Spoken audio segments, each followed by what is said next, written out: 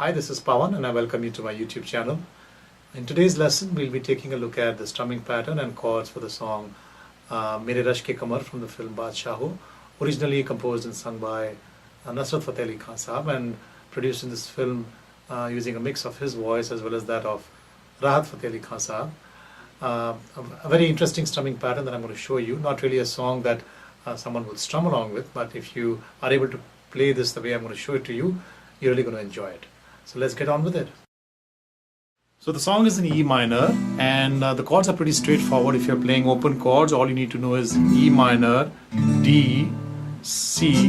Most of the song is using these chords. There are a couple of places where you need A minor and G also. And those are the 5 chords pretty much. And if you're playing bar chords, so E minor, D, C, and then A minor and G you could play over here. So now let's check out the strumming pattern. I'll show you both in open chords and in bar chords as well. So this is how it will sound in the original speed if you're playing in open chords. So we'll use E minor for this and switch between E minor and D and C as well.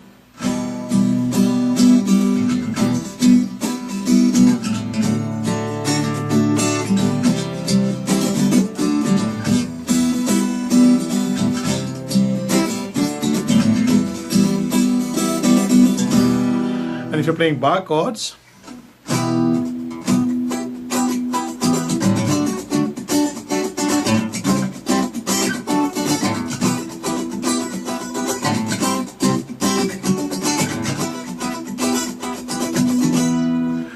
now let's take a look at the pattern step by step so you can get your timing right. So if you're playing in E minor, this is what we played.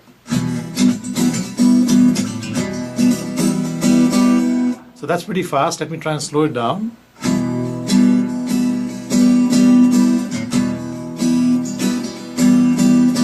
I'll slow down even further.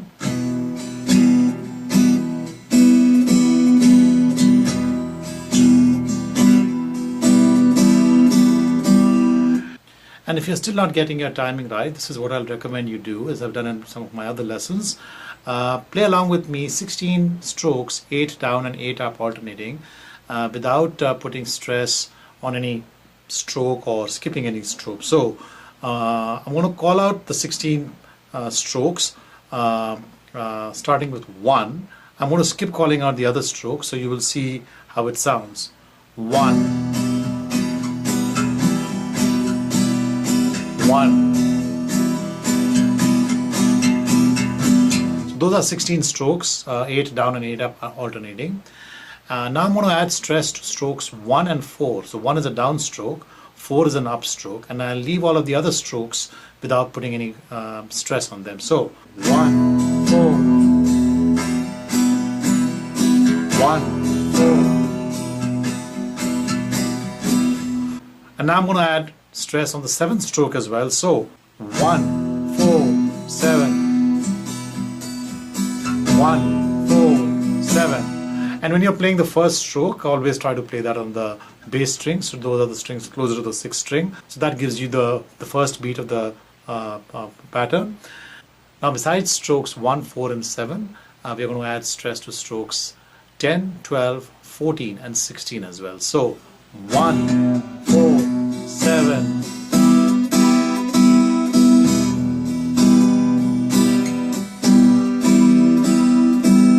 So now let's try and play this pattern together.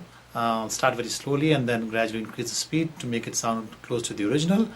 And remember, it's a 16 beat pattern with stress on strokes 1, 4, 7, 10, 12, 14 and 16. So 1 is a down stroke, 4 is an up stroke, 7 is a down, and then 10, 12, 14 and 16 are the 4 up strokes right at the end of the pattern. So here we go in E minor.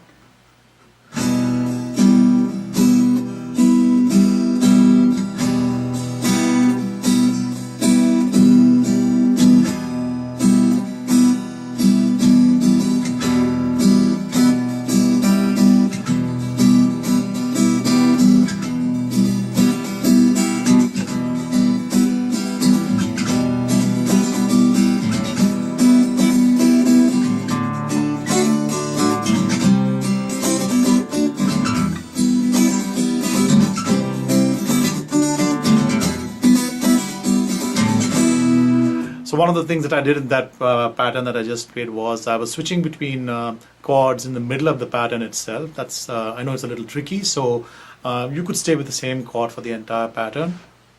But in the song you'll need to switch between chords if you want to play close to the original.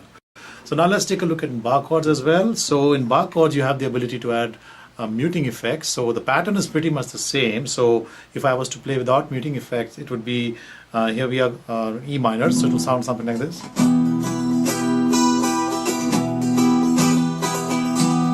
Now, so that's the pattern. It's pretty much the same as what we just saw in open chord. Now let's take a look at how this pattern will sound with the muting effects. Played at the original speed.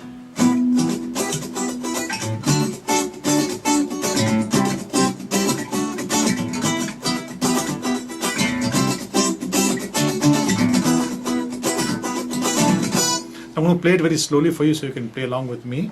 So let's try again in E minor. So as you can see, those are the same strokes which we had used when we played the open chords. So it's strokes 1, 4, 7, 10, 12, 14 and 16 where I'm adding the muting. And obviously those are the strokes on which I'm playing, putting stress on. The other strokes really don't matter whether you touch the strings or not. So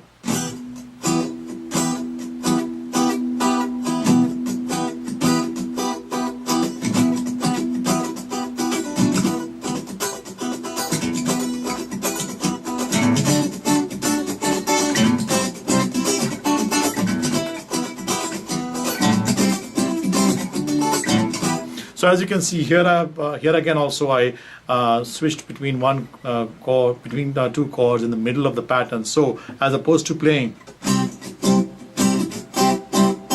I played.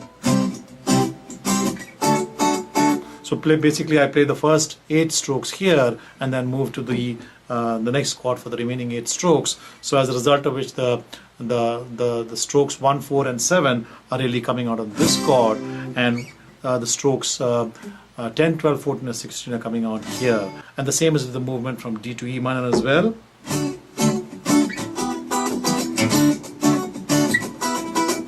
So let me do the switch between the two chords very slowly so you can see. And the same concept applies when you're playing open chords as well. So the movement from C to D would be something like this.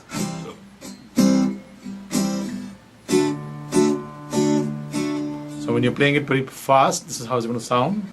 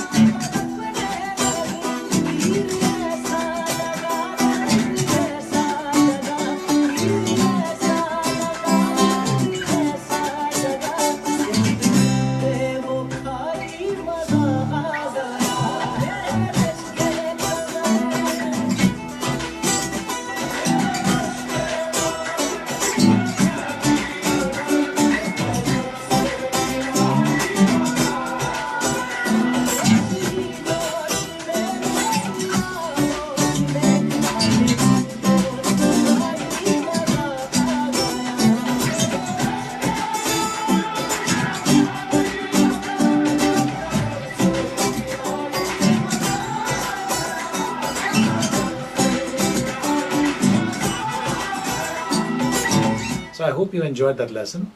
As always, send me your comments and your questions and I will respond. And see you once again.